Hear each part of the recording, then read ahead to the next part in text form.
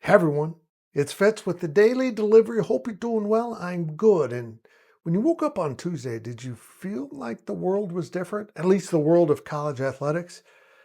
Well, July 1st ushered in a new era of college athletics with the creation of the College Sports Commission and its new CEO, Brian Seeley.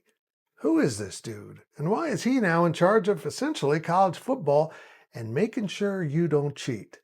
Well, from everything I'm reading, he might be the right guy. And exactly what college football needs is it faces a whole new landscape after the House versus NCAA settlement. I'm not going to get into that again, I promise. First, I got to remind you to please subscribe to this YouTube channel. We continue to grow. Thank you so much. Leave those comments, hit the thumbs up. All of it helps the algorithm, and it's clicking back upwards. I appreciate it so much. Brian Seeley is coming from Major League Baseball, where he was in the leadership crew over there. But before that, the dude was a federal prosecutor. He's got degrees from Princeton and Harvard, meaning he's smarter than me. My dogs are smarter than me, so that's a big area to cover. But he has this thing about him where he's determined to make sure that people aren't circumventing the new rules as laid out from the House versus NCAA settlement. There's a new NIL clearinghouse called NIL Go. It kind of makes it sound like you're picking up a sandwich on the way to work.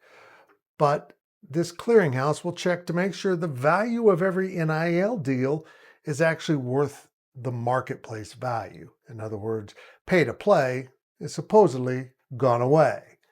But as I stated in an earlier daily delivery, we all know how this works.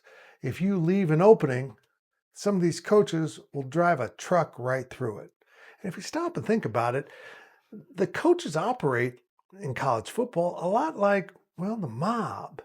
If you're not policing at that moment, they will stop your truck and steal everything. And they will bribe people to get what they want, typically players to come to their school. Brian Seeley says that ain't going to stand. He's going to make sure that if any of the hijinks is going on, he's going to punish those. He has that ability to hand out punishment now to major college football programs. But will he really have the guts to go to a major SEC institution and say, I hear you're paying players. We have evidence that you're paying players beyond their NIL deals and their Rev Share deals. You're going to be punished. And now this is it. And it can't be a slap on the wrist either.